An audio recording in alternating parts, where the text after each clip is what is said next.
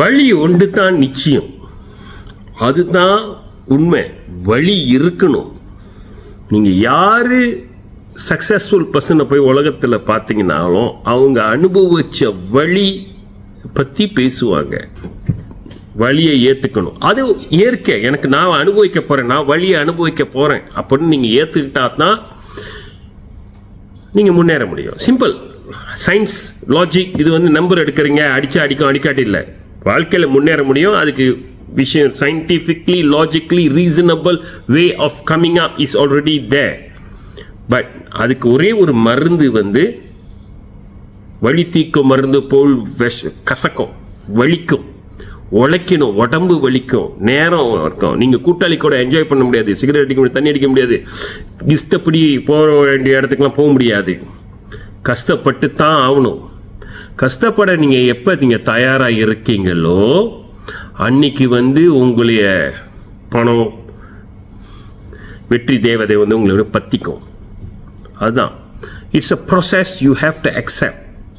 நான் வந்தேன், ஒரு ட்ரைனிங் போனேன் 2 நாள், இந்த காசு கொடுத்தாங்க, கவர்மெண்ட் ஃப்ரீயாக சாப்பாடு கொடுத்தானுங்க, கையில் 200 வெள்ளி கொடுத்தானுங்க, நான் இப்போ அறிவாளி ஆகிட்டேன். அந்த மாதிரிலாம் ஒன்றும் நடக்காது. எத்தனை பேர் இந்த மாதிரி 1 வாரம் ட்ரைனிங் போயிட்டு நல்லா வாழ்க்கை மாதிரி முன்னேறி இருக்காங்க? 10,000 ஒருத்தர் முன்னேறி இருப்பாங்களா? இதெல்லாம் உண்மை. Just accept the pain that you have to do. நீங்கள் அந்த வேலையை செய்யணும். கையை தொட்டு கையை அழுக்காக்கி அந்த வேலையை செஞ்சால் தான் அதை நீங்கள் you will become experts in it. Okay, காலையில் எந்திரிக்கணும் 5 மணிக்கு, ராத்திரி 9 மணிக்கு தான் வேலை முடியணும். அதை 2 வருஷம் செய்யுங்க. That's all. Your training is that. This is not a way we go and short term எல்லாம் இல்லை. நீங்கள் வாழ்க்கையில் ஒரு பெருமாற்றம் வேணும்னா ஒரு சிறு அளவுக்காவது வழி எடுக்கணும். நீங்கள் கஷ்டப்பட்டால் தான் முடியும். இல்லைன்னா நீங்கள் திருப்பி இந்த சைக்கிள்லேயே இருக்க போகிறீங்க. ஒன்ஸ் அந்த கஸ்டம் சீசன் முடிஞ்சிருச்சுன்னா அதுக்குள்ள பிரதிபலனா உங்களுக்கு வந்து பணம் கையில் கிடைக்கும். அண்டர்லைன் உலகத்தில் இப்போ நம்ம பேச எல்லாமே அண்டர்லைன் பணம் தான். இந்த பணத்தை நீங்கள் சம்பாதிக்கணும்னா உங்களுக்கு கைத்தொழில் வேணும். கைத்தொழிலை கற்றுக்கிறதுக்கு உங்களுக்கு முழுமையாக 100% கஷ்டப்பட்டு வழி எடுத்து வழி அனுபவித்து தொழிலை கற்றுக்கிட்டிங்கன்னா மட்டும்தான் நீங்கள் வாழ்க்கையில் முன்னேற முடியும்.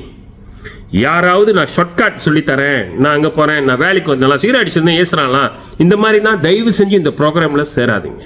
டிசிப்ளினா வேலை டைம் அவங்க 9 மணி நேரம்னா 9 மணி நேரத்துக்கு அந்த ஃபோனை நீங்கள் தொடக்கூடாது. சாப்பாடு டைமை தவிர என்னாச்சும் எமர்ஜென்சியில் பார்த்துட்டு மற்ற நேரத்தில் தொடக்கூடாது.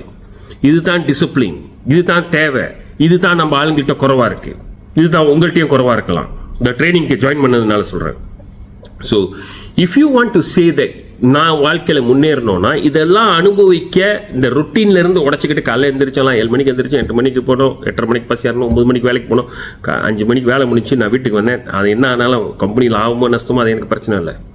இந்த மாதிரி மென்டல் ஆட்டிடியூட் உள்ளவங்க வந்து தயவு செஞ்சு வியாபாரி ஆயிடாதீங்க. நீங்கள் இருக்கிறதுல அது உங்களுடைய உரிமை.